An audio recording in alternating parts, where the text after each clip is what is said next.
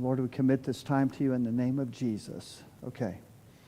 So the way I'm going to do this, I'm going to move very quickly through a lot of information. So what I would encourage you to do, there'll be a lot of screens that have a lot of information on them. Have your phone ready and just take screenshots. Because I have so much information, I don't want to get bogged down on some of these screens. I want you just to be able to have them as a resource. If you want it and you want to look at it later, that would be great. This one-part message tonight, and I've set it for 7 to 8:30, and I don't know whether or not I'll do an intermission or not, or, I mean, that would be something I might do, but I'm going to more likely just drill through. If you need to step out and go to the bathroom, don't worry about it. We're just going to probably most likely keep moving unless I need to step away. Then we take an intermission. So if we take an intermission, you know it's because I have, okay, anyway. All right. I don't care about your needs. Okay, no. So we're talking about a practical approach to health and wellness. And I like the subtitle, Protect the Anointing, because you all have gifts, you have abilities, you have resources that you alone carry that God has uniquely suited you with, and you want to be able to have longevity so that you can be as productive as possible in your lifetime. And how healthy we are and how strong we are has everything to do with how we live our lives in the long run, whether we are living with a quality of life or we're just struggling for the last 20 years of our life. So and so I see myself, this kind of inspired me a couple of years ago to do this teaching, because then I was 67, now I'm 69, I'm turning 70 next month. And so I look at what is my quality of life over the next 15 years. When things begin to break down, aging is much harder on the body, and there's a lot of things that you have to be very intentional, very proactive about to be able to address them and to be able to have a quality of life. So I'm more concerned about having a good health span than I am having a good lifespan. Does that make sense? In other words, you can spend the last 10 years of your life just sick all the time with all kinds of inflammatory diseases and things that you're loaded up on medications, and you're at the doctor all the time. You're in the sick care system, and that's not the way I want to live my life. And so, but a lot of these things are determined by choices that we're making now. So I want to really encourage us to be thinking in terms of stewardship, how we invest in the Lord, how we keep ourselves together and healthy and strong. And I know there's a mix of young people and older people in this crowd tonight, which is great. And so you have unique needs. Your needs are different depending on kind of what season of life you're in. I'm not a certified health coach or a medical practitioner, even though I was in the medical world for like 15 years. But I am a pastor that genuinely cares about our people and their welfare. Honestly, that's my motivation. I really do care, and I can see people that are already on a trajectory that's not good, even though they may not feel they have any problems right now. I'm fairly well researched. I have plenty of personal experience, my own life, and I want to reference Yahweh Rapha. That's the Lord our healer from the Old Testament. Yahweh Rapha, the same one, the one who revealed himself as Israel's healer, also gave a lot of instruction about diet. So when he gave them the promise, I'll remove from your midst the sicknesses and diseases of the Egyptians, it all went with a whole process of instruction about hygiene and cleanliness. And there are a lot of really amazing things there in the Old Testament, even though some of it's archaic, some of it's obsolete, but because it was related to their civil laws in ancient times. But so much of it really makes sense. This is not a diet or weight loss talk per se, but I'm going to give you keys that will help you if that's an area you want to grow in or not grow in. You may not want to grow. I caught myself. It's a good pun intended, no pun intended. It's not a diet or weight loss talk per se, although that is part of the picture, a very important part of the picture. But it is a talk about health and wellness. That's where I want to focus. Today's healthcare system is more of a sick care system. So the philosophy of the medical community today is to address symptoms with drugs, by and large. I'm going to diagnose you, and you have diabetes, so therefore I'm going to give you a certain set of drugs and a protocol to be able to handle your diabetes, but all with the expectation that now you've got it for a lifetime and you can't reverse it and you can't cure it, which isn't true. So that is the dominant approach of chronic disease, is to treat symptoms with medication. Very few doctors have received significant training in nutrition, ironically. And so patients go to the doctors and they're expecting advice, and they're giving them advice, but they don't really have the framework to properly advise you on health and nutrition unless they are trained in that area specifically, like they're a functional or metabolic doctor of some kind, or nurse practitioner. So if you have high cholesterol, they're going to prescribe statins. And what are the side effects of statins? If you have high blood pressure, which is always a concern, that's a legitimate concern, but they will prescribe blood pressure medicine rather than get to the cause of why you're having high blood pressure. If you have type 2 diabetes, which is a very serious disease, you need to get more insulin. You need to have certain medication, right? But it can be cured, it can be reversed, and many of them don't even believe that.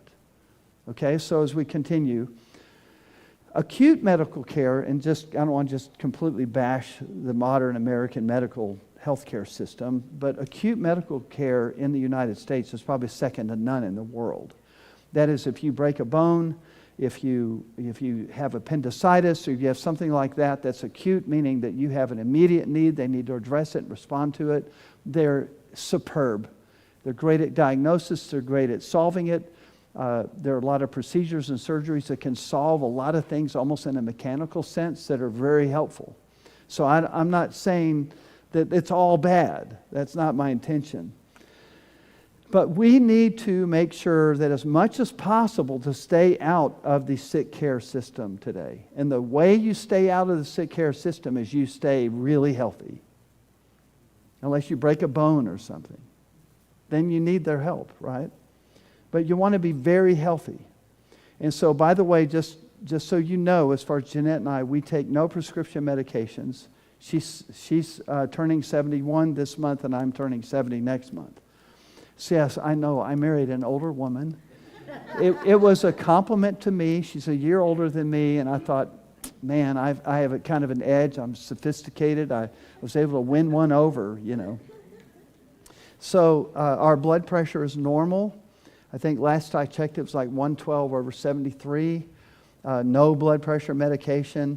Blood sugars are good for our age, which they creep up a little bit as you get older. How much nutrition is in the yolk? And all that's been debunked. The eggs are actually really good for you. I eat 5 a day, you know, and I have a healthy everything, right? So the other lie that comes kind of through the system is that red meat is really bad for you. It'll cause obesity, it'll cause cancer, every horrible thing you can imagine, they say red meat is responsible for, and of course it will cause heart disease. It's not true. Okay, think of red meat, and just for a moment, it comes from red meat from a cow, comes from a ruminant animal. A ruminant animal like a cow has four compartments in its stomach. If you're going to eat the meat of any animal on the planet, it would be a steak. It's the most nutritionally dense, loaded piece of food you can possibly eat, and it's been purified. Different than a pig. A pig eats whatever it eats, and that's what comes through when you eat its meat. A chicken, same way. Whatever you're feeding that chicken, that's ultimately what you're going to get. But a cow, it's eating all this grass and clover and who knows what all they're eating, and it goes through all this process and system until finally when it gets to processed within its own meat, we eat that meat. It's a really very purified quality thing. And they've been bad-mouthing steak and beef for so many years, and they're still doing it. So ruminant animals, and there's probably, half a dozen of them we could list, that are the best thing to eat. The idea that cholesterol is dangerous is so indoctrinated in people today. But in fact, if you don't, think about it. If you suppress cholesterol with a lot of medications, but your brain needs cholesterol as fuel and as food, but you suppress that, doesn't it seem like that could affect brain health if we're cutting it off? And the fact is, they've done a number of studies that have shown that people that die with low cholesterol from heart disease and people die with high cholesterol from heart disease, but there's no correlation. It's almost 50-50. Just as many people die with low cholesterol with heart disease as many as die with high cholesterol. It's irrelevant. You follow? But yet people are so paranoid. I was talking to somebody last week. They were so worried about their cholesterol numbers. The other lie is salt is bad. Most Americans are way underdosed on salt. So if you're eating a lot of refined salt, like the classic Morton's iodized salt, the iodine's fine, but that would be refined salt, and that does create high blood pressure. But if you're eating more Himalayan type salt and it's got all these trace elements mixed into it, it just doesn't affect your blood pressure badly. It's a combination of things that create problems. I eat so much salt, you wouldn't believe it. You wouldn't believe it. And I take electrolytes every day, and I load up with salt on everything, but I use the Redmond salt, and it's just a great salt. It's uncontaminated. So, but avoid refined salt. Beware of the GLP-1 drug advertisements. They are everywhere. And it's a solution with no personal discipline. Now, there are certain situations where I think they could be, and I have a little thing at the end where I'm going to talk about GLP-1 drugs, but I think that there are situations where they might be a helpful tool for a doctor to be able to have it in his bag. But generally speaking, what people are enticed by is the idea that I can just take this drug and I can lose weight and I don't have to really make any lifestyle changes. I don't have to have any real personal discipline. And not even taking in consideration the amount of side effects and the downside and how expensive they are. So the other lie is the sun is bad. And so because people have been indoctrinated with this idea, we're all deficient in vitamin D because we think the sun is so bad. No, you shouldn't go out and get roasted and sunburned and all that. But the fact is we are supposed to be in the sun. We're supposed to be getting our vitamin D that way. But yet most Americans are horribly deficient in vitamin D. Because why? Because it's that subliminal message over and over, the sun is bad, the sun is bad, it gives you cancer. So we're still being told that industrialized seed oils are heart healthy. You can go right now on the websites in the Heart Association and all that, and they will tell you that the seed oils are all good for you. They're excellent for you. So anyway, I'm going to have a Q&A when we get later. Probably not. Okay, I was just checking.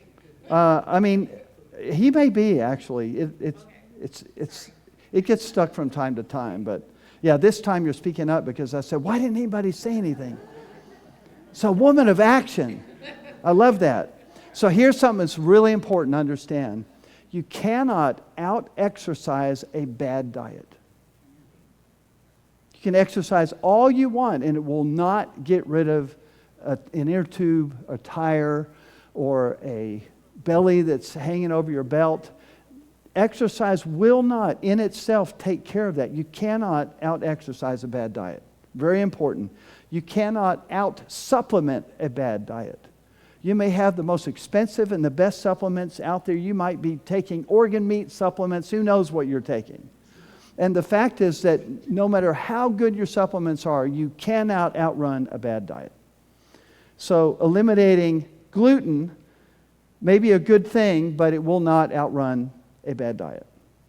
Eliminating seed oils will not cancel out a bad diet. Okay? So we've got to go back to the fundamentals. All those things may be important on some level, but in context, they're not as important as getting a good diet. If you don't make significant changes in your diet by the time you are 40 years old, you will have in your future serious problems. Is that Crystal? No, that's Ariza. My slightly photoshopped eyes were, I couldn't quite tell who that was. Okay. So the doctors that have been influencing my thinking, I'm not going to talk about them. I'm just going to give you a screen if you want to look them up, if you want to watch some of their YouTube channels. It's amazing how much medical information is available online. It is amazing. And so I have listened and focused on some of these much more than others, but yet all of them have influenced my way of thinking. And so there's a lot of practitioners in that list. And then on the bottom, it's honorable mentions because these aren't doctors. But except for the third one, the third one on the bottom, she's a PhD. But they're all really, they all have sometimes a little slightly different perspectives on things. Sometimes they'll interview each other. And there's kind of a community of doctors that are more functional medicine type approach. And they are not part of the sick care system. And you'll notice I have specialties in every area. You've got orthopedics, neurosurgery, you've got general practitioners, you've got everything. They're all up here. Okay, so something has gone terribly wrong in the with Americans' health. What are we doing to make so many people of us in the United States, what are we doing that makes us so sick? That's the question on the table. And just to show you how sick we are, 75% of Americans over 25 are obese or overweight. Gen Z to millennial, once you go from Gen Z to millennial, just that few years, you go from 13.5% obesity rate, which is really high for young people, to 30%. In just those few short years, something's going off here. 88% of Americans have sick or have an unhealthy metabolism. 45% of Americans have fatty liver disease, including children. Prior to 1980, this was only seen in alcoholics. It was unheard of. But yet now look at us. 1/3 of American adults are pre-diabetic. 50% when you include diabetics, 50% are diabetic or pre-diabetic. Children and adolescents, 20% are obese or overweight. And I'll tell you, when I was a kid in school, that just was unheard of. If you had a obese kid in your class, they were going to get picked on. It wasn't just, it wasn't fair, it wasn't nice, it was ugly. But the fact is, it would be, you had a class of 40 kids, you'd have one kid. What's 1 in 40 as a percent? So you can see that it's shifted dramatically. I can walk around my neighborhood and see kids playing. And I'm glad they're outside, but almost all of them that I see playing, even active, are obese.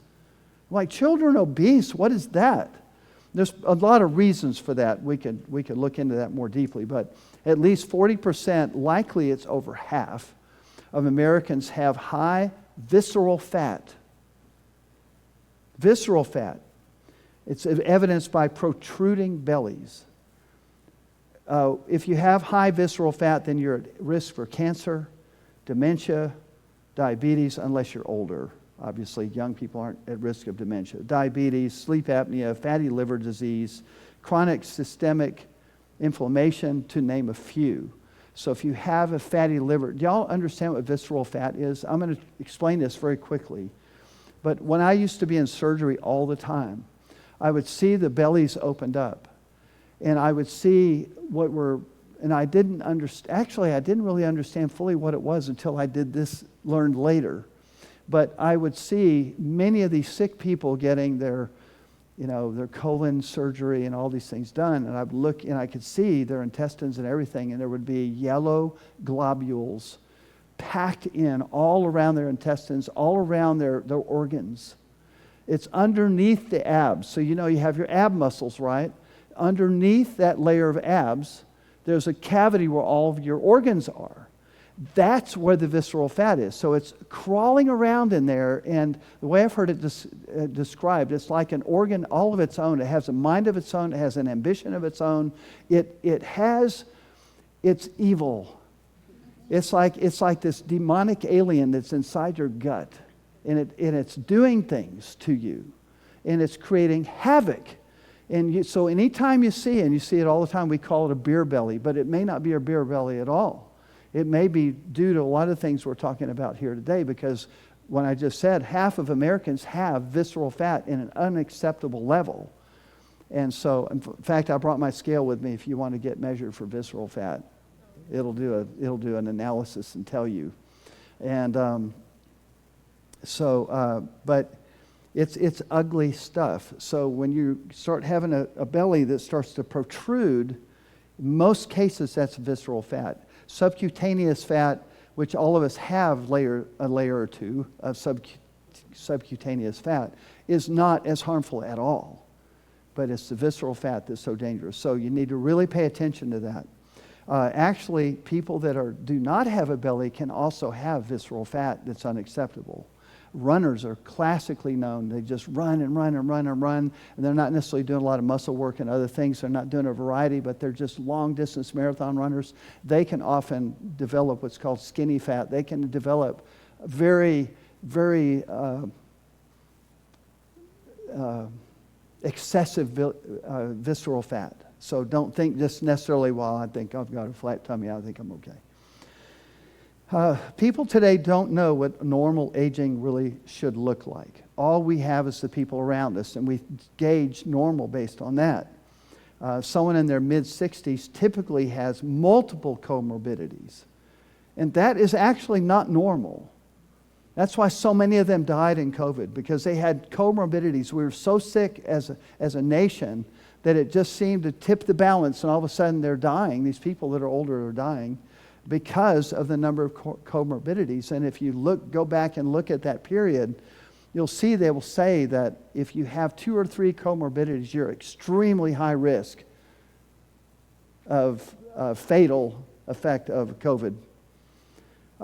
Trends. So here's what some of the charts are really. I'm going to look at charts on dementia, diabetes, obesity, and cancer. So if we look at these, the first one will be dementia. Okay, that's the rate of dementia increase over what does it say there? 25, 50 years. What are we doing? That is insane. Okay, the next one. Okay, that is diagnosed diabetes from 1958. In this case, they're projecting 2015. That is an unbelievable chart. Next is obesity. That's the obesity curve. You notice how all these curves are kind of like the same? That is the obesity curve. And then finally we have cancer fatality rate of incident, estimated cancer cases and deaths. So the light blue is the deaths and the dark blue is cases of cancer. So there again, and that's not as far back. If you go further back, the curve keeps going down, right? But that's the last, what does it say, maybe the last 15 years. So there are a lot of things that are wrecking our health. I'm just going to list some of them real quickly. I think that toxins in our environment, we're all exposed to them. The microplastics, the pesticides, the glyphosate, etc., are problems that are in our food. They're everywhere. Consumption of trans fats. Trans fats have been outlawed to some degree, but they're still in lots of foods that we eat. Fried foods, margarine, many snack foods, pastries, donuts, etc., are full of trans fats. Consumption of processed foods, which also have trans fats, candy bars, cereals, many breads, cheese, crackers, etc. You can go with a long list of these if you wanted. Consumption of omega-6 oils, that would be the seed oils we're talking about. And again, if you go online, you get the idea that, well, there's this group that says they're bad and this group that says they're good. But the group that says they're good, they're more substantiated. But there's actually plenty of studies now showing that there's at least a lot of correlation, bad consequences of seed oils. The problem with seed oils, it's not even, if you cold press oil out of a sunflower seed, it's harmless. But it's the industrialization of those oils that's the problem. The detergents and the cleansing and the whole processing of these seed oils turns them into something entirely different, and they become rancid. But they're so much cheaper than the natural means of like butter or beef tallow or some of these other substances. Seed oils are so cheap to manufacture. So I'm going to go over later in the presentation, I'll go over the 8 seed oils. But the problem with the seed oils is that they have a half-life of 1.5 years. So that means if you get them out of your diet entirely, which is very hard to do, by the way, then in 1.5 years, you'll still have half of them in your system. So it takes 3 years to really get them out of your system. That's a long time. They're very stubborn. And it's thought by a lot of experts that they create a lot of metabolic damage to your cells. Okay, consumption of unattached fructose. That would be sodas, fruit juices, all kinds of stuff. They spike your blood sugar like out the wazoo. I mean, you're really doing damage. Sedentary lifestyle versus exercise contributes to the exercise contributes to about 15% of weight loss. It can be important, and it's a very important part of general health, and I'm going to look at that later if we ever get to it. Other things that are important, I think supplements and vitamins are important because a lot of the foods that we eat today have been deprived. The nutrients have been sucked out of them. Our farmland is not as nutrient as it used to be, and so it's a well-known fact that, say, an apple doesn't have the nutrient density that it had 50 years ago. A lot of the foods have been altered and engineered, so supplements and vitamins are important to help make up that deficit. We are deficient as a population. Generally, we're deficient in iodine, magnesium, sodium, potassium, calcium, vitamin D, among other things. So consequently, a lot of people that are deficient in these things, they start experiencing sometimes emotional effect on them, psychological effect. It can have symptoms of almost like dementia because you're not all yourself. And so sometimes these are things that need to be looked at if you are struggling even with depression and emotion. Don't even know why. I have nothing to be depressed about. And you have to kind of realize that sometimes it's because you have a very large deficit of one of these essential nutrients. Adequate daily hydration's basic. You know that you can have signs of what look like dementia just by being dehydrated for an extended period of time. Unhealthy attitudes about food and weight loss, desperate attempts involving self-imposed starvation do far more harm than good, leading to eating disorders. So that's not a good approach. The role of community, connection, relationship is so important for our complete and total health, and it can help prevent chronic diseases, and there's studies to back that up. I love this quote from Mark Hyman. He says, metabolism is not just a math problem, it is a dynamic system. Such a great statement because just like we see in the scripture that we are fearfully and wonderfully made. There's mysteries even in the way the human body functions. Absolutely incredible. But what we need to realize is that it's not just a math equation. So people often think, well, if I can just keep a calorie deficit, I'll lose weight. Only to find out that they keep making it less and less and less, and then as they get less and less calories, they initially, for a period of time, can lose weight that way, but at some point, your body begins to fight back, and it thinks it's in starvation. And so it begins to pull out all the stops and say, no, you cannot lose another ounce of fat. I'm not going to let it go because I need it for survival. Your body is actually intelligent. So it's looking at that and it's going, whoa, wait a minute. You've got your calories in 1,100 calories, 1,000 calories. Some people go lower than that. And your body, initially, yes, you're losing weight and you can. But at some point, the body pushes back and it says, no more. You're not going to do that. And it becomes incredibly efficient at being able to hold on to its resources without you eating more. Okay, so that's why I have to understand it's a dynamic system. It's not just a matter of calories in and calories out. It's not a math equation. It's more about hormones than it is math. Okay, so we're talking about two major hormones here. Insulin is a hormone and cortisol is a hormone. And these things create, if they're not managed properly, they can create tremendous weight gain and stubborn resistance. So as we keep going, I'll try to explain that a little bit better, why hormones are really a bigger player in this than calories in. I think calories matter, but not to the extent that we think. For instance, if I give you a donut, it's 200 calories, and I give you an avocado and it's 200 calories, will they have an equal effect on your body? Will they have an equal effect on your ability to lose weight? Absolutely not. that 200-calorie donut's going to spike your insulin, your hormones will go all whacked because you have thrown the balance off with all that sugar and all that refined flour, which essentially is sugar.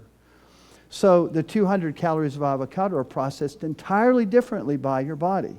That's just kind of an extreme example, but I'm trying to show the absurdity of thinking you can just work out a math problem here. What do these diseases have in common? I'm just going to list a whole bunch of them here. Alzheimer's, dementia is referred to now by the Mayo Clinic as type 3 diabetes. Obesity, stubborn weight. Pre-diabetic, diabetes type 2, various cancers, hypertension, Parkinson's, autoimmune diseases in general, arthritis, high blood pressure, heart disease, non-alcoholic fatty liver disease. What do they all have in common? What they all have in common is a systemic inflammation. So what happens because of these awful diets we're eating, we're continuously inflamed. We're literally hour after hour throughout the day, we're inflamed. And so our system is trying to fight back best it can while we are just pumping all this garbage into our beautiful temples that God gave us. So here's the big one. All of these are rooted in chronic, sustained, and continuous inflammation. If you break an ankle, it will swell up and it gets inflamed. That's acute. Okay, if I get poison ivy, I inflamed. I noticed I gained like 5 pounds from just getting poison ivy because my body was so inflamed, it's retaining water, it's trying to fight back. But it was temporary, and then once the poison ivy healed, 2 weeks later, the weight came off, and it was just temporary. It was a way of fighting back. It's acute inflammation. And that's a healthy thing. But what's not healthy is when we're inflamed continuously day after day, month after month, year after year.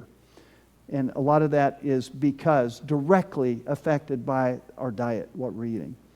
The inflammation is caused largely by our consumption of excessive amounts of carbohydrates, starches, refined flour, and sugars. All of these turn into sugar immediately in your bloodstream, thus creating huge spikes in the hormone insulin secreted from our pancreas, leading to insulin resistance. The reason because we are overloading our system with a continuous load of carbohydrates and sugar and flour and all this stuff, our body, it develops, in other words, you've overloaded it. It's like blowing a fuse. And your body starts to push back and it says, you're damaging me. And so then the cells start going, no, we're not taking any more. All this stuff you're trying to send, no, we're not taking any more. So the insulin goes, what do I do with the sugar in the bloodstream?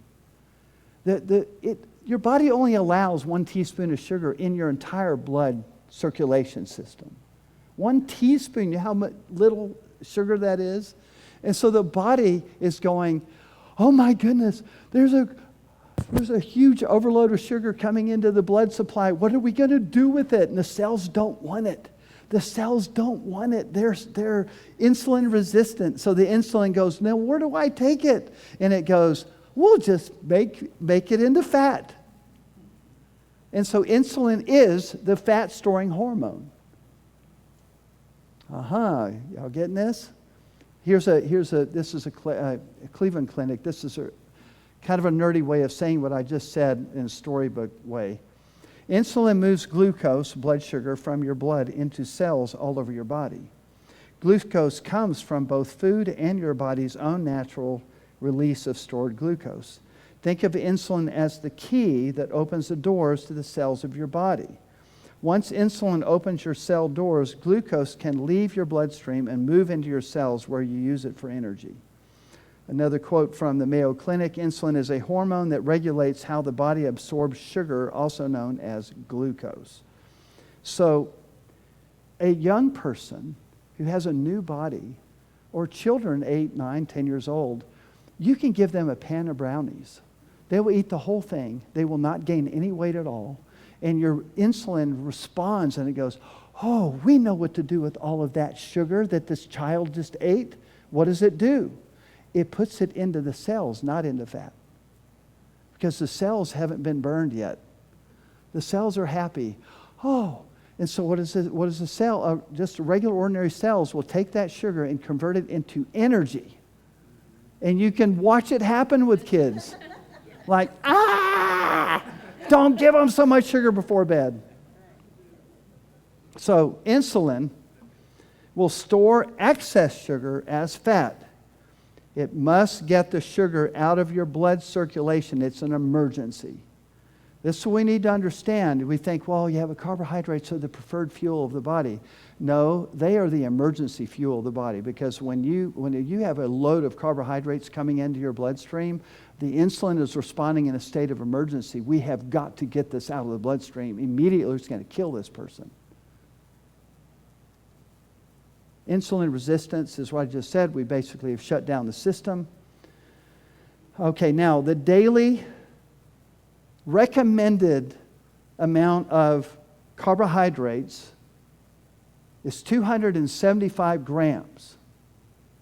If you go online and you go to the FDA website, it will say that is the recommended. And what is the American diet? How many carbs does the average American actually eat every single day?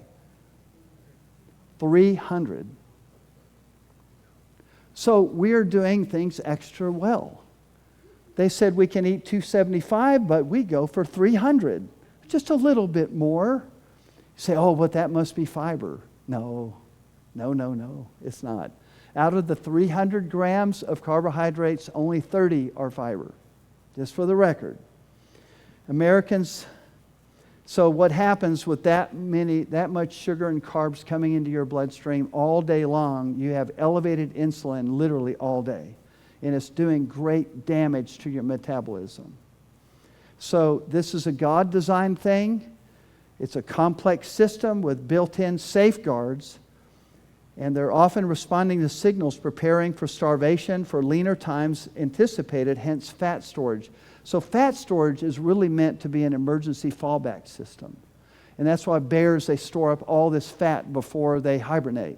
So they can have an emergency storage for when it's lean, right?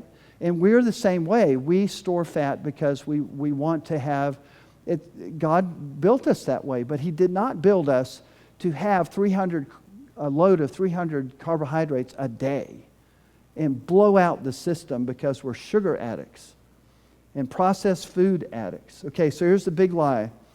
The large amounts of carbohydrates are better. This is the big lie. Large amounts of carbohydrates, 300, are better than saturated fat as found in animal products. That's the lie. Oh, don't eat the meat. Eat the grains and whole grains and bread. And okay, that saturated fat is the cause of heart disease and obesity and high cholesterol and high blood pressure. There is much data coming out showing that it's actually just the opposite. It is the sugar and excessive carbohydrates that lead to obesity and heart disease. I just put an article on my Facebook. I think it's from the Epoch Times, and it was explaining that very thing of saying, kind of like a revelation, like, how about that? We have a study that just came out that says that it's the sugar that's causing heart disease. I'm like, okay, how about that? So we've been lied to for a long time about this, and we're indoctrinated. So I have two graphs I'm going to show you. This first graph is interesting because it's showing wheat consumption over time, American, and sugar consumption next to an obesity graph. So the wheat, I believe, is the blue, and the red is the sugar consumption, and the yellow line is the obesity curve of Americans. If you'll notice, the one arrow says low-fat dietary guidelines issued. And look where they're issued. Boy, that really helped us, didn't it? We're going to eat less fat, less meat, and more carbohydrates. We're going to introduce a food pyramid that helps to extend this insanity. And so here's the result. I mean, it's right there. You can see it. Oh my goodness. What's the other one says sugar consumption per capita. Anyway, okay. It's bad. Okay, next graph. This one's interesting too because it kind of follows the general pattern. This is the introduction of seed oils into the population going back, what? I can't read those numbers. It's like 80 years or something. But anyway, so what you see at the bottom, you have some amount of seed oils. but you also have butter, and you have, what's that? Oh, I have them on the top. Seed oil consumption versus butter, margarine, beef tallow, and lard.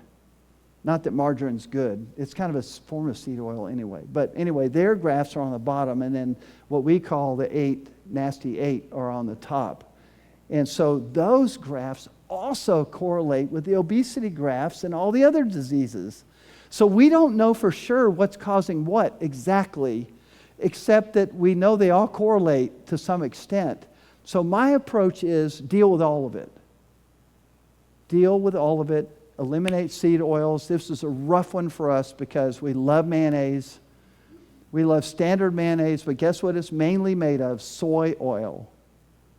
It's really just a big jar of white seed oil. And we would eat them on our French fries, which is the Dutch thing to do. So we're trying to gradually change some of these habits, trying to find alternate mayonnaise, trying to find other ways to do it. I've been trying to learn to like mustard and other things, you know. But what I want you to see is that all of these things kind of latch on. It's thought by a lot of the experts that the seed oils actually also contribute to insulin resistance because they are also damaging the mitochondria in the cell. Mitochondria, some cells have thousands of them, little engines that create energy, right? Some cells have very few, but it just depends on their purpose. So the counterintuitive here, and this is the lesson I want you to get from these graphs, is that fat does not make you fat. I know that sounds crazy, right? This is hard for people to understand. But these graphs really kind of make the case. Fat does not make you fat. It's these other things that make you fat. It's the sugar, it's the carbs, it's the starches, it's the refined flours, it's the cereals, it's the fruit juices. Those are making us fat, and they're blowing out our insulin system. So it's counterintuitive. The egg, for instance. People still believe that eating the yolk is bad for you, which is insane. Hopefully nobody here believes that. Okay, now I'm going to tell you my story real quick. So when I was turning 40, early 40s, I had begun to gain a lot of weight, and I was very frustrated because I thought I was eating healthy. And so every morning I would have a bowl full of granola and milk and try to avoid meat in general. I was basically trying to eat the food pyramid, not even realizing it, almost unconsciously. And I started gaining weight. And I read, Jeanette went and bought this thing she saw an infomercial. It was called the Protein Power Plan by the Eads doctors. And it was kind of revolutionary at the time. 1998, they came out with that program. And so I thought, well, I have nothing to lose here. I think I'll try it. So what I did when I did that program, I started losing weight very quickly. And in the process, just generally felt better, it was healthy. They had a limit on carbs and this kind of thing. But one of the things I remember reading in that first information was if you're eating these things like oats and Arla stuff, grains, and you're eating them for cereal, that's what they use to fatten pigs. So wait a minute. I'm eating food that fattens pigs? I don't want to be fattened like a pig. So I made a big change, and I kept that change. I fell off the wagon a couple of times, and I'd learned my lesson. I go, okay, I'll go back to what I know works.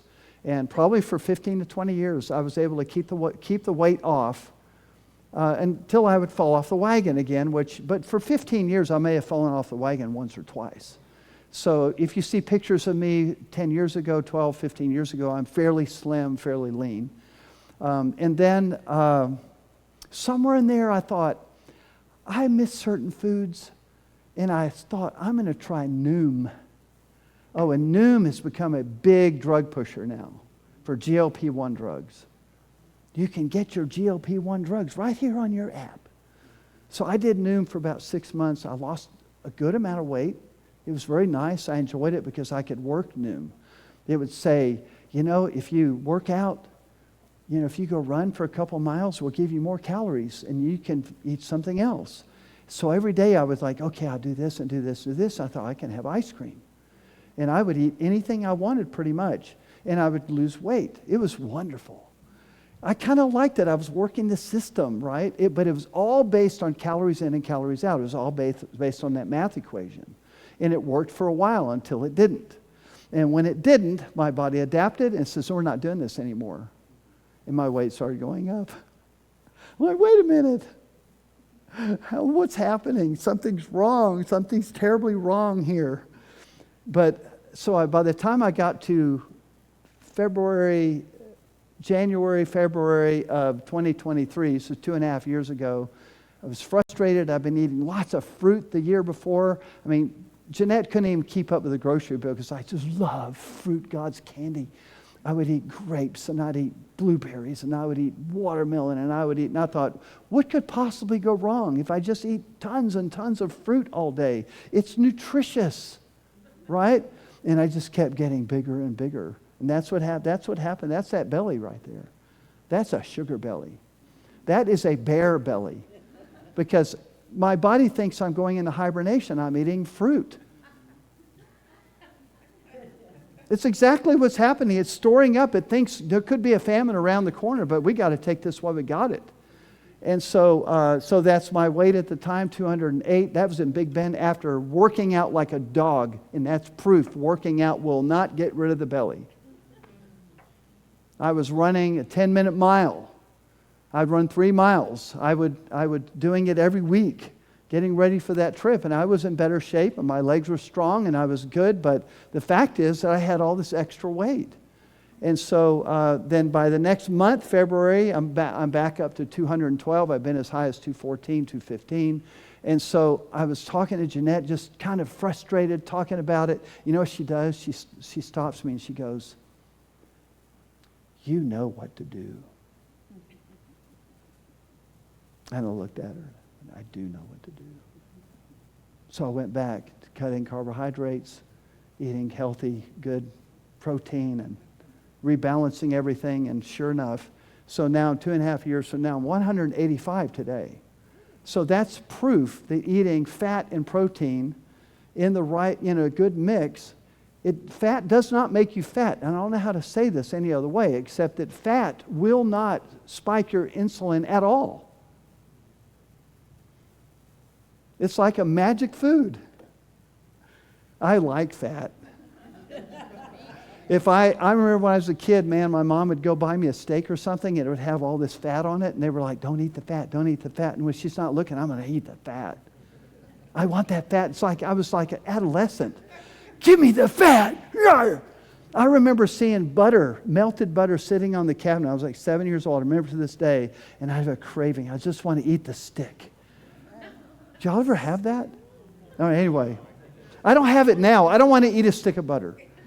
Okay, but I remember the craving to this day. What is that? 60-something years ago, I remember seeing the butter and the craving. Okay, so let's see. So 2.5 years, down 27, 29 pounds. A lot of personal discipline. I had a plateau for like a year.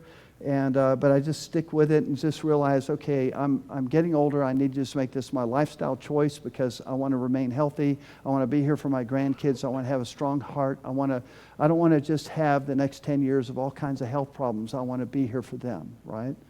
So that's the idea. And so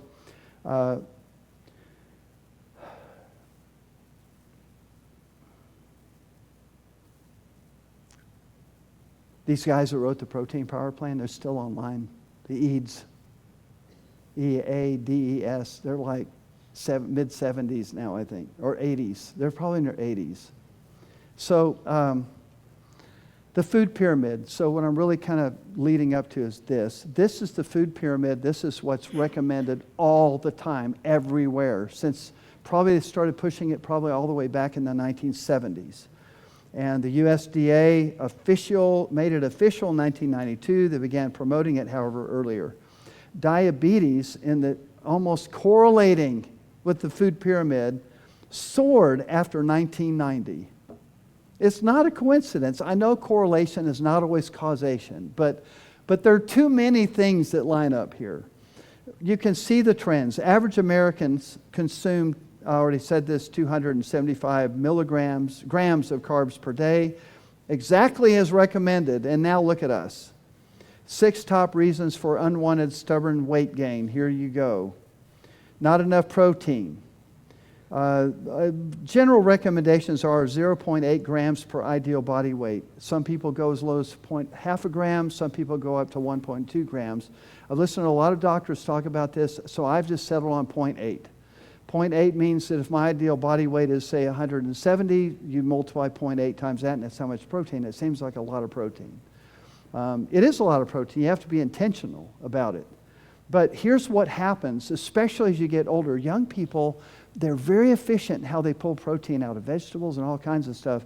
They probably can get away with eating a lot less protein because their bodies, their metabolism's new and it's so efficient, and it just utilizes whatever you're giving it very well. But once you're in your 60s, and there's a couple of us here, once you're in your 60s, nothing is as efficient as it used to be. So it simply takes more protein to maintain our muscle mass. And that's the greatest danger for us as we get older, is that we lose muscle mass. And if you lose muscle mass, it means that you are higher risk of falling, higher risk of breaking bones because your bones become weaker. And that is the number one, probably, I think I read it somewhere, the number one reason that elderly people end up dying. Because they fall, they break bones, they end up getting surgery, and they never recover from that fully. They remain weaker, and now their muscle mass is even worse because they've been in the hospital for the last week, and they just can't bounce back from that. So having muscle mass is very important. So as you get in your 40s, every year, you all know this, every 10 years you lose some percentage of your muscle mass automatically without doing anything. And so it just, everything gets harder as you get older, but that's why we have to be more intentional. And so I am very aware of how much protein I eat every day. And I try to shoot for 0.8 grams of ideal body weight if I can. But here's what it does. It satisfies you. It eliminates cravings. If you have also reduced your carbohydrate load. If your carbohydrate load is still through the wazoo, then you're going to just have a lot of problems. But if you've reduced, in my case, reduced the carbohydrates, increased my protein and fat consumption, I've eliminated the insulin spikes to a great extent, which is the fat-storing hormone. And so I am satiated. I know people wonder, I mean, for years y'all would watch me. Somebody puts a chocolate chip cookie out there, I eat it. Put ice cream out there, I eat it. Put a brownie out there, I eat it. I had no self-control whatsoever. It's like, and the reason is because my body is starving for enough protein to finally be satisfied. We're searching. A lot of this grazing we do, back and forth to the refrigerator and all this stuff, a lot of the grazing we're doing is looking, it's in search for real nutrition to finally satisfy us. And so a diet that approaches it like I'm saying it satisfies those cravings like nothing else. That's why we talk about the GLP-1 drugs, because one of the things they do, and I'm talking about a natural GLP-1 that your body creates. It's a hormone. Your body creates GLP-1 naturally if you have the right balance. And so what's happening is I'm satiated, that says I'm full, I don't need anything else, I'm good for hours. And you know that there was a guy, this is a well-known study. I don't have it as a reference at the moment, but he was so obese. He was like 200 or 300 pounds overweight, and he lived an entire year without eating. Because his body was using the fat for energy. It's like he had all this food walking around with him. And he just lived off it for a whole year. Yeah, all the weight went away. He's like a normal guy. Yeah, I know. It's pretty amazing, huh? I mean, you can't do that if you're lean and you're athletic and you're burning calories and all this. I mean, you can't do it. But he could do it because he had a tank car of stored fuel. GLP-1, and I know I'm getting ahead of myself, but it's an amino acid that your body secretes, and it has certain things it does. It will suppress your appetite.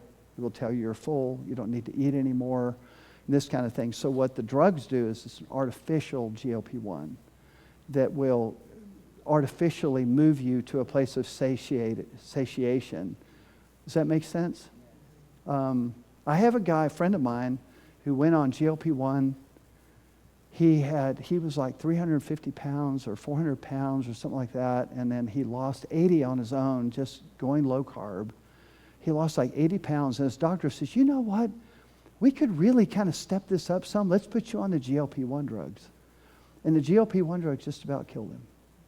It's because now he wasn't eating. He was starving himself. He ended up in the ER. He was in desperate shape, and he finally realized the GLP-1 drugs were killing me. So everything has to be used properly. And this doctor just had, why would you subscribe that if he's already just lost 80 pounds? If it's not broken, don't fix it, kind of thing. Okay, so, all right, where were we? 6 top reasons for unwanted weight gain. I never got past number 1. Not enough protein, 0.8 grams. We need to be satiated. Number 2, excessive carb load leading to insulin resistance, leading to a pre-diabetic state. Number 3, processed food, contaminants, seed oils causing metabolic damage to the cells, which also leads to insulin resistance. Number 4, underestimating the role of muscle, the effects of a more sedentary lifestyle, which is a problem that Americans are having. So we need to intentionally work our muscles. It doesn't take much, by the way. You can develop muscle just 2 or 3 times a week, spending 20 minutes with some weights. And you can develop muscle, do squats, there's a variety of things you do to work your whole body, right? I do all those things. Underestimating the role of muscle. Number 5, vitamin nutrient deficiencies. For instance, I mentioned a whole list of them earlier. Electrolytes, vitamin D, iodine, and so forth. Number 6, alcohol consumption. Alcohol consumption. Alcohol is a toxin, ladies and gentlemen. And it will also break down your metabolism. And so if somebody is serious about trying to lose weight and get healthy and all these things, get rid of the alcohol. Just be done with it. You don't need it. You don't have to have it unless you're self-medicating. And that's not good, right? So just stop. And if you can't stop, then you have another problem. Okay? So it's a toxin.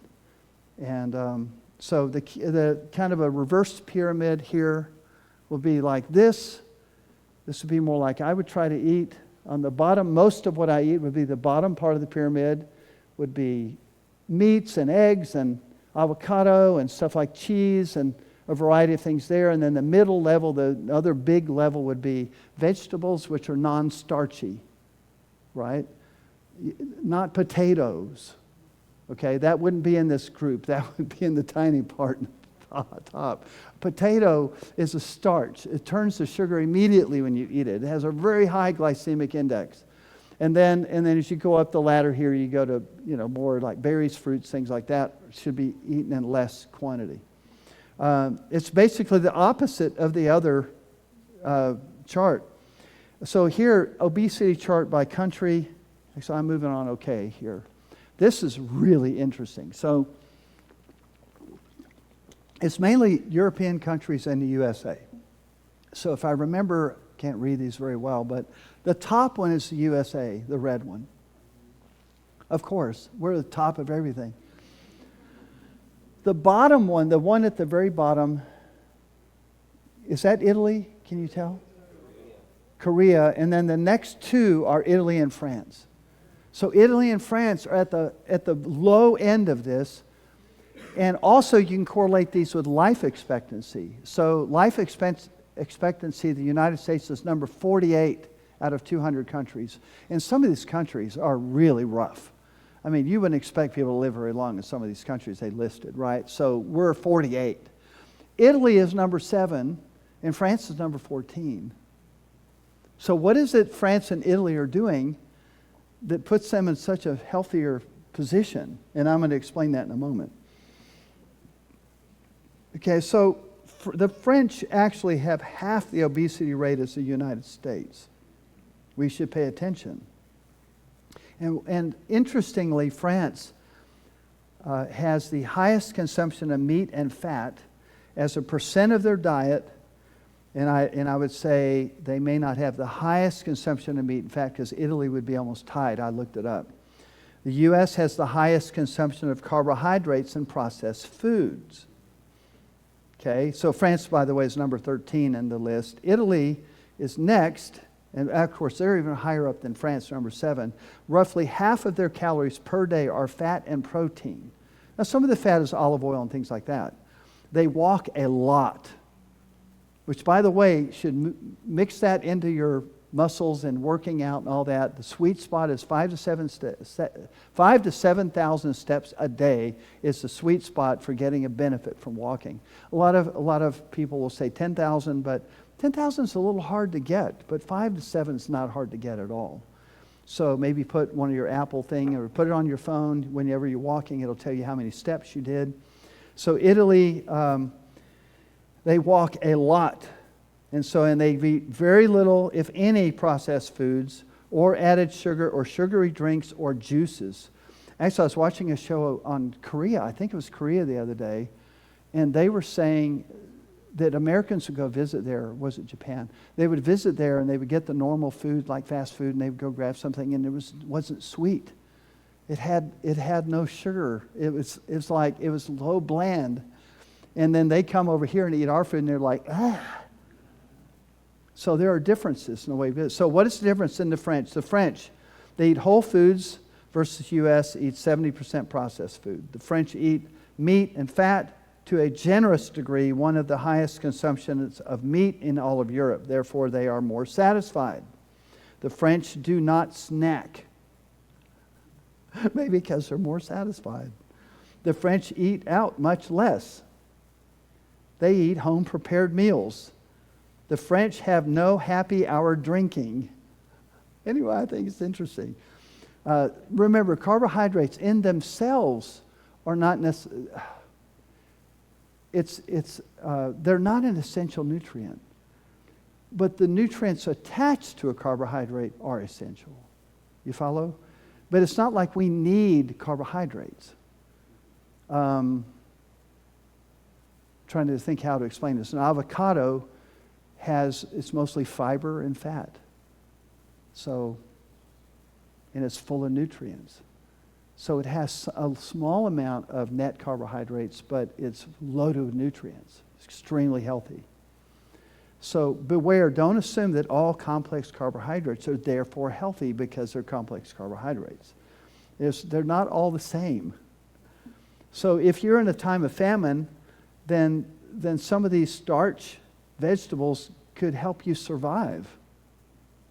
You know, potato and corn and things like that could be the difference between life and death. But fat and protein are essential nutrients. And the reason I can prove that, I mean, if you ate nothing but carbohydrates and no fat and protein, you would die. However, you can eat no carbohydrates and eat nothing but fat and protein, you can live a long time. Okay, you follow? So one of the examples, there are actually more ancient civilizations, not necessarily that ancient, but 100, 200 years ago that would eat almost entirely meat and fat. The Inuit Eskimos is an example. His name is Diamond Genis. He ended up having to live with the Inuit Eskimos for a couple of years. He lived for 2 years with them in 1923, and all they were eating was meat, fat, blubber, and seafood. And that's all he ate. The introduction of the modern carbohydrate-based diet, mid-20th century, introduced into the Inuit Eskimos heart problems, cancers, and diabetes. And then they've done a lot of dental studies of these people groups that ate nothing but, and they can do archaeological studies, different things, say, well, these people are eating nothing, pretty much nothing but meat. And they look at their dental work. And it turns out their teeth were perfect. I told that story to Jeanette when she was headed to the dentist. Their teeth were perfect. There were dental studies done that were really revolutionary. They realized that their diet had everything to do with the health of their mouth. Which affects your human biome. Your human body has a biome, in other words, gut bacteria of 38 trillion cells. Your body is only 30 trillion cells. So you have more critters running around inside you than you actually have cells in your body. It's kind of creepy.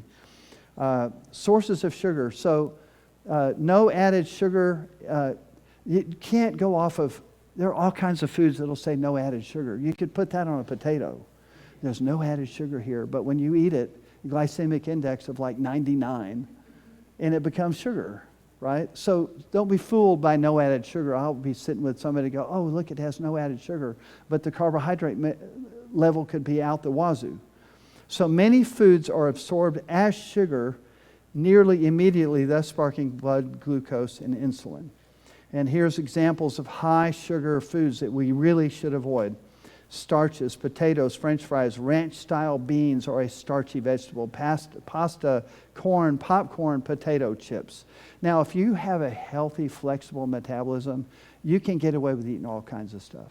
And probably ranch-style beans would be fine for you. It's got fiber, see what I mean? It has some nutrients in it. But I can't eat them because it will spike my blood sugar and throw everything off, right?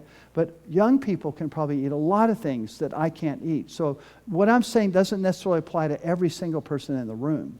Fruit drinks, orange juice, grape juice, lemonade are classic blood sugar spikers. But we classically think of them as healthy things to consume. Well, what could possibly be wrong with eating a glass of orange juice? Well, what's happened is they've separated. Sugar is made up, what is it? Sucrose and fructose, right? Or sucrose, sugar, what are the two? Glucose and fructose, right? Is made up as sucrose. Okay, anyway, I just confused myself. But what happens is when you separate those ingredients, it becomes much more dangerous. So when you're eating a lot of fructose and a lot of foods that we eat, processed foods, it's been separated from the matrix of healthy fruit. And so it becomes much more damaging. Things like granola bars, jams and jellies, condiments, ketchup, barbecue sauce, some salad dressings. I know now you're going, well, life's not going to be fun anymore. Soft drinks. What about diet soft drinks? Oh my goodness. People just really trash themselves with diet soft drinks with all the aspartame and all that. I mean, what are you doing to yourself? Okay, so you're tricking your body. It's one of those things we're back to taking shortcuts. Well, it has 0 carbs. It has 0 calories. It has 0 everything. But you know what? Your body looks at it and says, sugar's coming. Insulin response. You don't fool Mother Nature. That's a commercial for anybody over 50. You might remember it. It's not nice to fool Mother Nature. Okay. All right. Do y'all even know that commercial? Oh, gosh. A room full of young people here. Do y'all remember that commercial? Yes. Okay. All right. Do you remember that commercial, Dara? Oh, absolutely. Mike remembers that commercial? Okay. Just make sure I'm not alone here. Soft drinks, diet drinks, I quit those a long time ago. Read the ingredients on everything. Many code names for sugar. They often end with the word os. Refined flour, white bread, pancakes, French toast, pastries, croissants, donuts, tortillas, biscuits, cookies, brownies. Y'all are like salvage.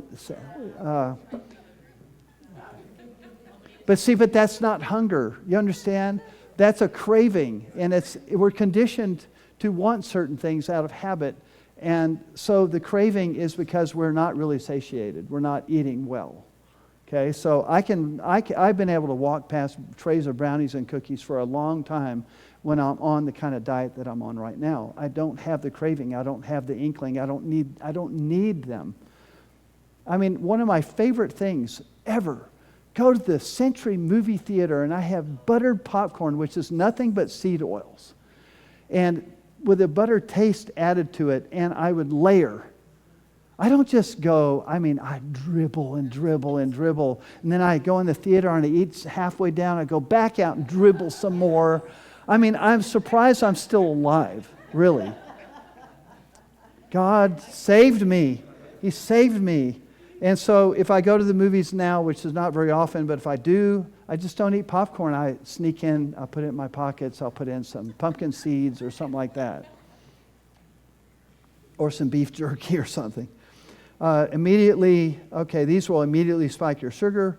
Breads today do not resemble the ancient breads that Jesus ate. These are not the breads Jesus ate. Okay, just...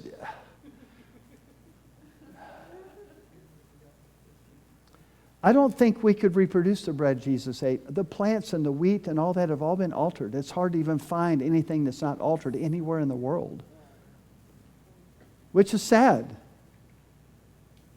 So maybe they could germinate something off the Shroud of Turin.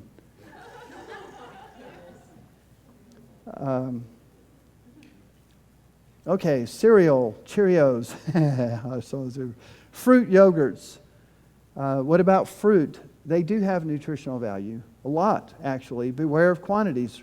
Re-engineered for higher sugar. All the fruit. When I was a kid and I would eat a grapefruit, it was so sour. And you had to just put a whole coating of white sugar on it to make it edible. But anytime I've eaten a grapefruit in the last year, I have not felt the need to put any sugar on it at all, because they're naturally so sweet now. They've been re-engineered. They're not the same fruit. And that's the same with apples. It's the same with blueberries. You go to Sam's Club, you get those giant blueberries the size of a cherry. Like, oh my goodness, they're so good. But they're also very sweet. So you have to be aware of that. Be aware of quantities. Be aware of the re-engineered for higher sugar to get you addicted. Next to avocado and olives, berries have the lowest sugar content, by the way, just FYI. In this order, low to less low. Strawberries, raspberries, blackberries, blueberries. Highest in sugar, fruit, bananas, mangoes, cherries, pineapple, grapes, and apple. So if I'm going to eat fruit, myself, and I was saying, you young people, some of y'all that are here, you're 30-ish or younger, y'all can eat a lot more fruit than I can. I'm not saying don't ever eat fruit.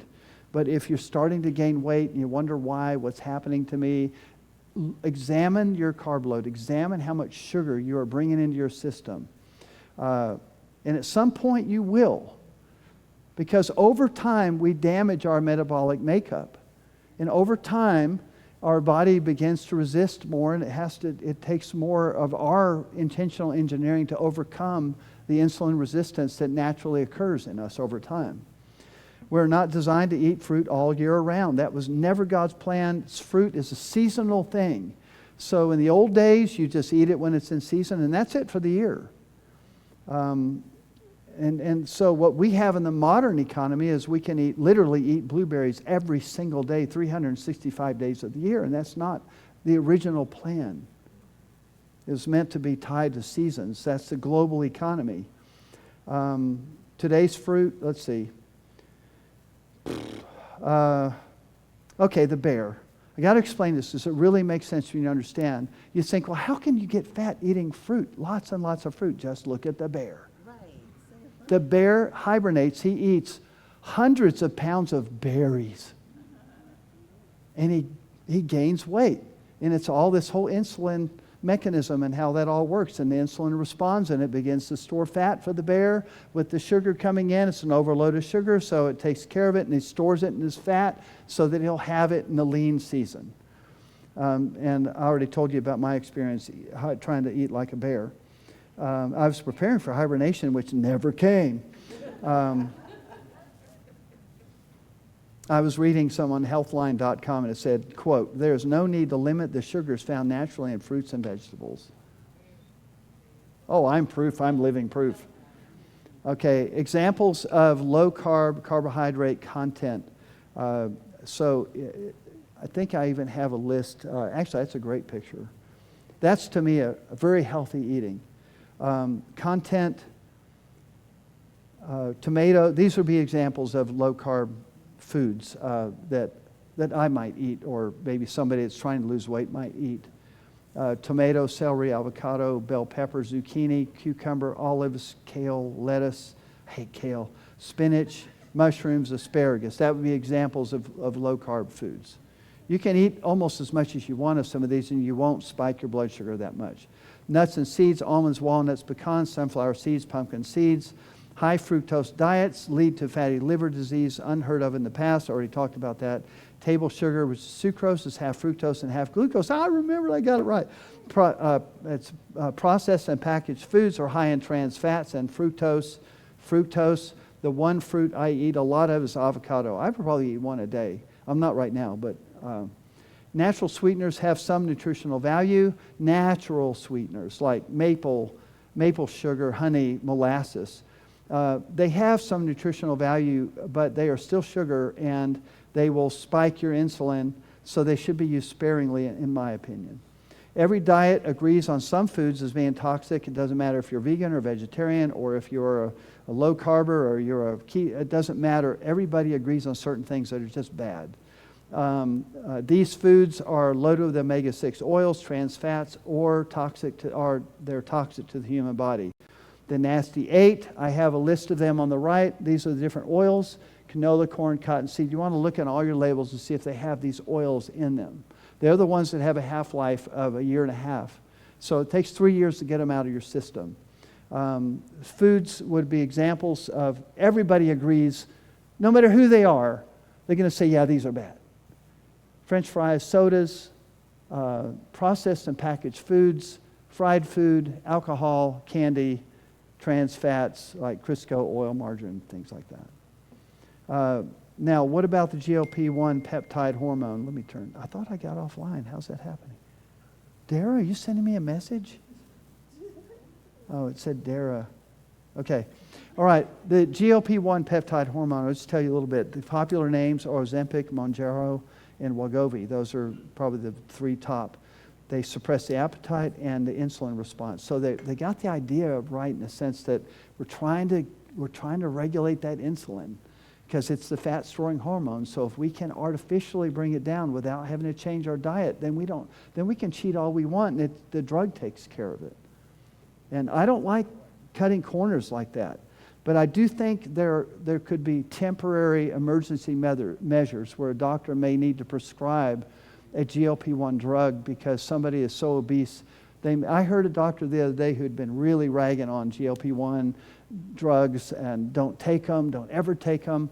And she had a patient who was so severely obese and so sick that died.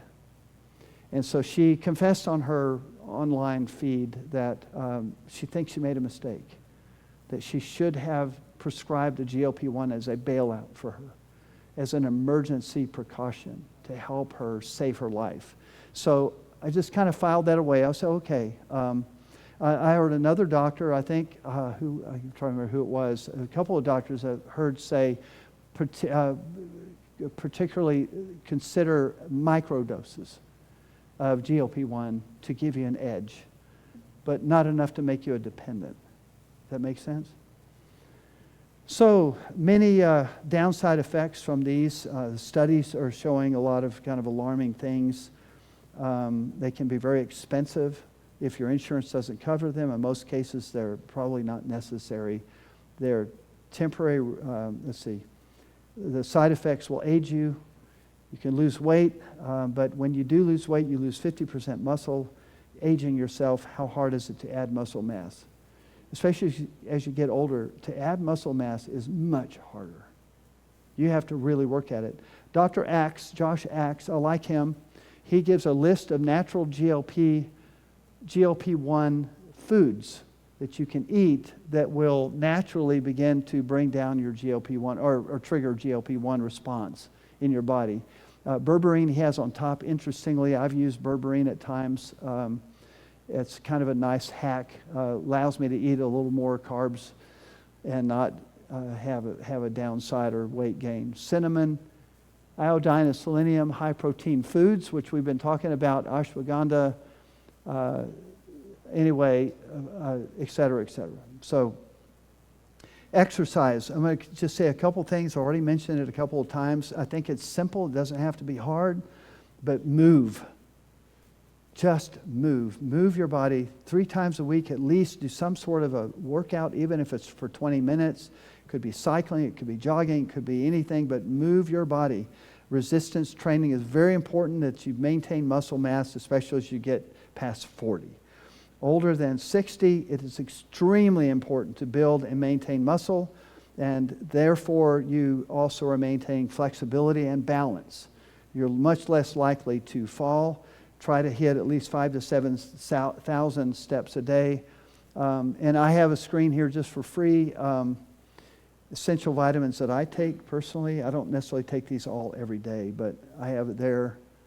I have kind of on the left side is just basic vitamins, and on the right, antioxidants that I take. Quercetin, CoQ10, astaxanthin. I take a green mix called Morning Kick. It's Chuck Norris's. Because he's 85 and he still hits a punching bag and rides horses. So, and he has a hot wife just like me. So I thought, I think I'm going to buy Morning Kick, be more like Chuck Norris. It has pre and probiotics. Collagen, they should give me a commission for saying that. Collagen peptides, I think, are great. MCT oil I take. I'm not taking it right now. Biotin for hair, skin, and nails. Now this is, I'm going to give you a quick hack. I'm going to give you 5 health hacks. They may be up there. I don't know if I have them up there. Yeah. Okay, 5 health hacks. Berberine is awesome. If you go on a low-carb diet and you want to maybe cheat a little bit with your carbs, and I learned where my threshold is. I know that if I eat more than 50 carbs, I start gaining weight. It's the only way I keep it off. 50 carbs, total carbs, not net carbs. But if I take berberine, I can do 60 or 70 or 80 and not gain weight.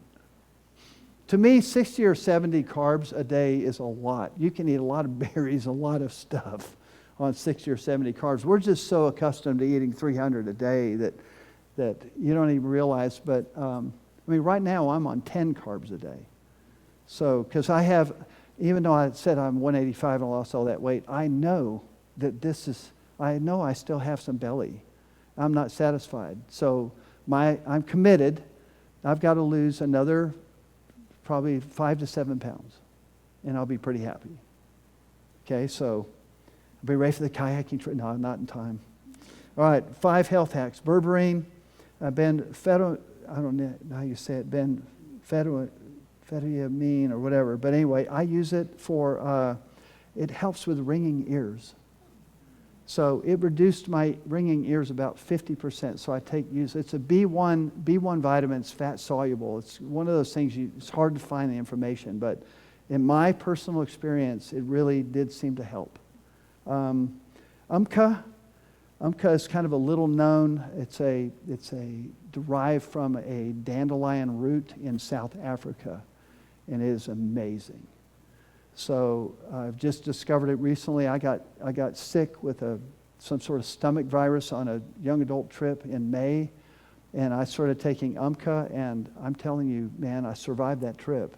It actually left me functional, and I quit taking it for a little while, and the symptoms all started coming back. It says on directions, don't stop 48 hours after the symptoms. But anyway, it's a very cool herbal thing, and Umka is also very effective in addressing allergies if you have chronic allergies. Just take an Umka, okay? You can get them in little pills that dissolve and you chew them. They probably have 50 carbs in the little pills. But anyway, it's a hack. Medicinal mushrooms, I think, are amazing. So Jeanette had a propensity to have chronic cough. She'd get a cold or flu or something, and then she'd keep this cough for like months, weeks. And I could hear her coughing every day. Well, somehow we discovered medicinal mushrooms, and the chronic cough left her within 2 days, didn't come back. And she'd been having this on and off for years. So I'm just saying, the one I take is, I take usually one a day just because. But it's medicinal mushrooms. It's called Breathe. I can give you a brand if you want it. I just don't remember. It's on Amazon. But it has 3 of the top performing mushrooms in it. I think it's got 4 in the mix. The other one is if you have shoulder pain. These are just free hacks, remember. There's a technique that I use for shoulder pain that I learned from some PTs. And you basically take your belt and you put it over your shoulder, and you pull your arm up into the pain gently. You just do that every day 2 or 3 times, and it will rebalance your shoulder and put it back, recenter it in many cases. And there's a couple other hacks that if you have lower back problems on the right side or left side, there's a stretch you can do to, man, I wish we had discovered that years ago. But we learned to stretch. I learned it from a PT person that on a Big Bend trip, because I had a back issue. And so she took me on a bench and started stretching me. And I thought, well, I just learned something. Okay, so those are for free. So really, I did it quicker than I thought I would. It's 8:43, but we did waste 15, 20 minutes. I mean, if you need to go, that's fine, but you may have some questions, and I'll try my best to answer them. I'll try not to be too nerdy, but... Okay, let's pass the mic, Chris. Questions all over the vast auditorium. Hope you enjoyed that and found it helpful. You didn't talk much about like whole milk yogurt or dairy, as far as milk, yogurt, cottage cheese. What are your thoughts on that? Yeah, I mean, I eat cheese. It's low carbohydrate, it has protein, it has a lot of nutrients in it. I don't drink milk. I stopped drinking milk when I was a kid because I was allergic to milk. But that's pasteurized milk. I don't know how other milk, no matter what it is, I would look at what is the carbohydrate content and see what your tolerance level is. To me, it's all about the sugar. So, So chocolate milk is my favorite. Oh my goodness, chocolate milk. I could drink it by the gallon when I was a teenager. Yes, Kathy. Chocolate milk. Okay, so I have a remedy for chocolate milk. I use the Vital Proteins chocolate flavored. I do I two use that. scoops in hot water with a little heavy cream. And I'm allergic to dairy. So I use coconut whipped cream on top. It comes in the thing. Yeah, y'all, that will satisfy your sweet tooth at night. Wow, And okay. it's the Vital Proteins, what you had on the thing, but the chocolate flavor. I So do the delicious. collagen peptide. And my nails grow Vital. fast too with it. So are mine, you notice? Have you taken a deep dive into like vitamins, vitamin C especially, like where there's a cyanocobalamin or the methylcobalamin? Is there like? I Okay. just take 500 a day. A lot of anyway, you know, it's interesting. Note that there's a lot of people now on the carnivore diet, and they'll be on it for years, and you'd think they'd have scurvy because somehow the micronutrients are all there, and nobody gets scurvy on a carnivore diet. And you would think, well, they're not taking vitamin C. They're just somehow their body is getting it out of that. Probably the beef. But anyway, it's an interesting thing to me. Right I- here. Oh, go Oh, ahead. I didn't know you had a mic. Medicinal mushrooms. What are you talking about? Is this like the same mushrooms It's not something you smoke. Well, I've never smoked a mushroom either. I don't know Somebody how has. to do that. Okay.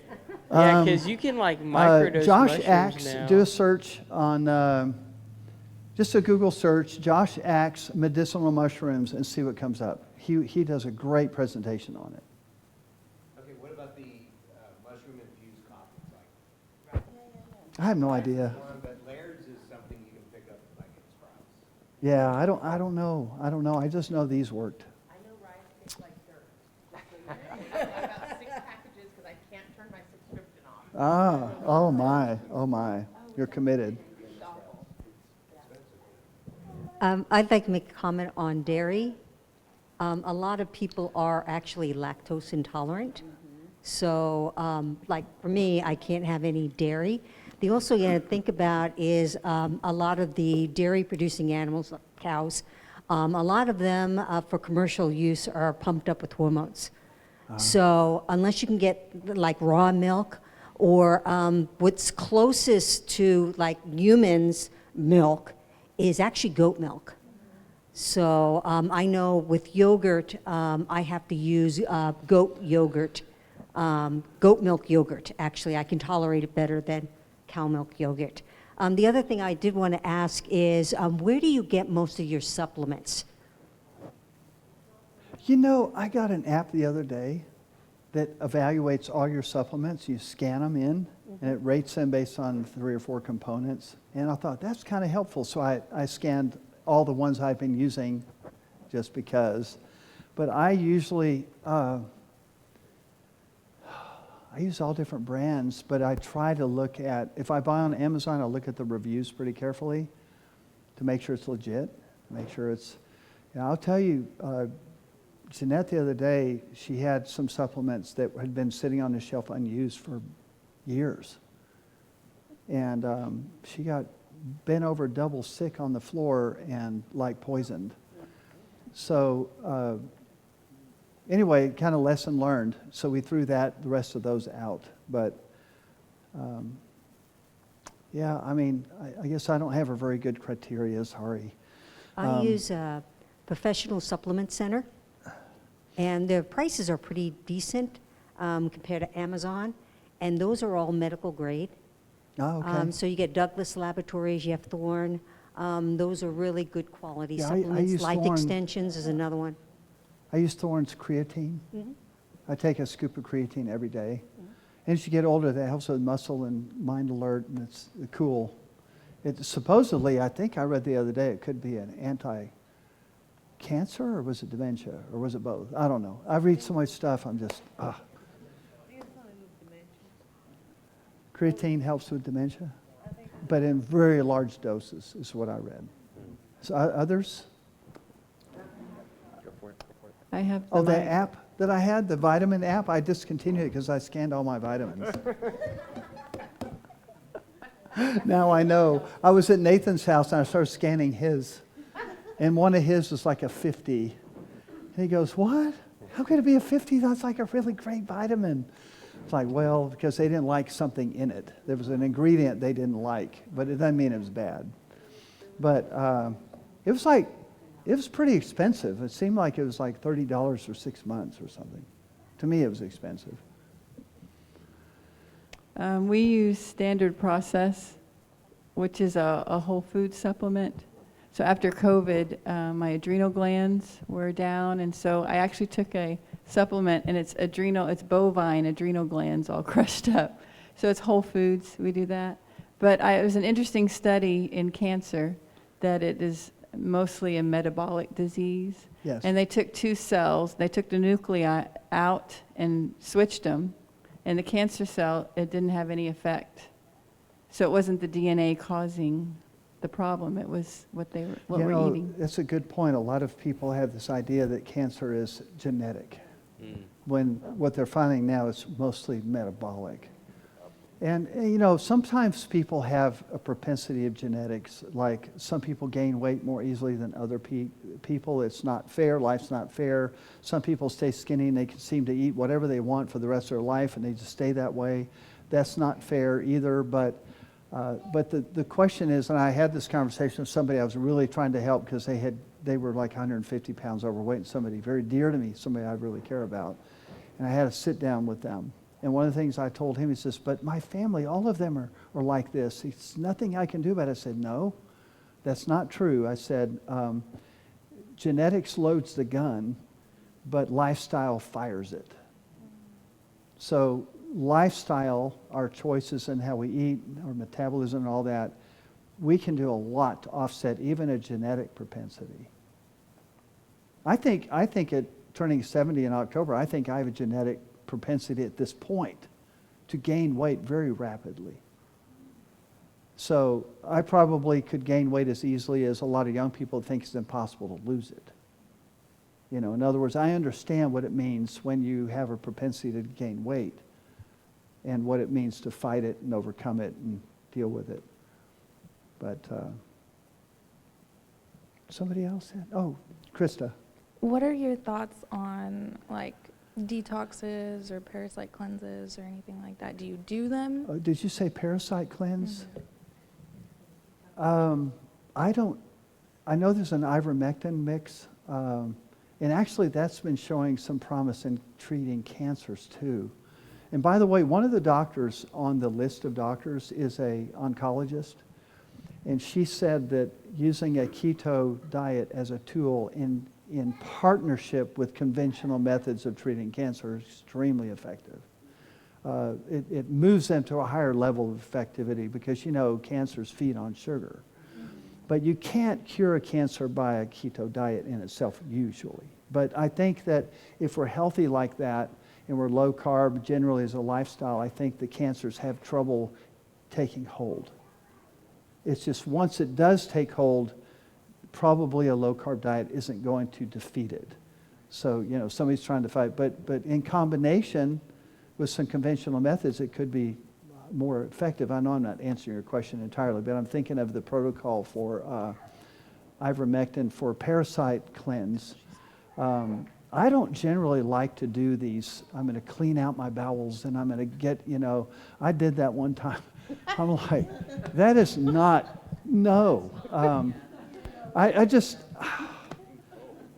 mean, maybe, you know, maybe y'all are going to read an article out there and they'll make the case for it, but I think a lot of times they're trying to sell us supplements. If you can cleanse your liver or you can do this or that. Do you know that your liver, if you've done damage to your liver, it's the only organ in your body that will replace itself. If you cut off a piece of the liver, it will literally grow back like a lizard tail. It's kind of cool. Anyway. Oh, did I lose my way? Chris, did I lose my way? Did I even respond a little bit? Anybody else? Y'all have great questions. So my experience, I have a son, was diagnosed with leukemia a few years ago. He's fine now. He's back to his royal pain in the butt. So thank God. But I was really surprised when I went to the doctor, because you call it the sick care system, which I refer to it as the sick care system as well. And while we were in there, they kept feeding him apple juice. And I mean, they would just bring him all the sugar, pastas, and the crackers and the whatever diet Cokes and regular awful. Cokes. It's terrible. And so I asked the nurse, isn't sugar bad for cancer patients? Oh, it doesn't matter. You can eat whatever you want. It doesn't matter because it's in everything anyway. The fat doctor? The doctor was fat. Oh, yeah. Oh, yeah. And that's right. And that's right. There was a fat doctor that told us the same thing. Oh, my goodness. So just all I'm here to say is that was the oncology floor in San Antonio. And just be careful if you are diagnosed with cancer. I had another friend whose daughter was diagnosed with leukemia, a different leukemia, and she had all kinds of problems. And they did some x-rays or some CAT scan or something. She was lit up like a Christmas tree inside with just cancerous issues.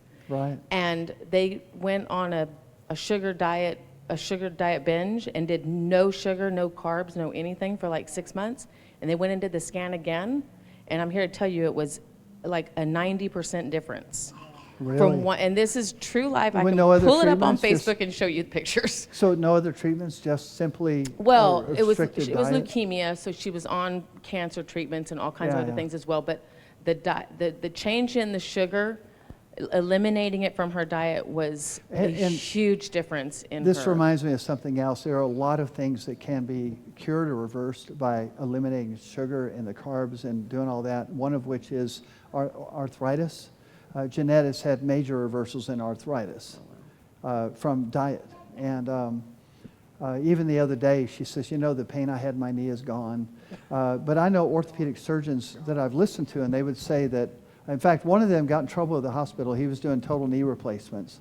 But he started advising his patients on diet. And he'd say, you know, you need to get all these carbs out of your diet and start, you know, go keto or whatever. And they started coming back to him a few weeks later and go, Doc, I don't need a knee replacement anymore. And it happened to him over and over again. He got in trouble at the hospital. It was a lawsuit. And he won the lawsuit eventually. He was just fighting for his medical license. He says, you should not be giving advice, nutritional advice. And So wrong. it's so wrong, right.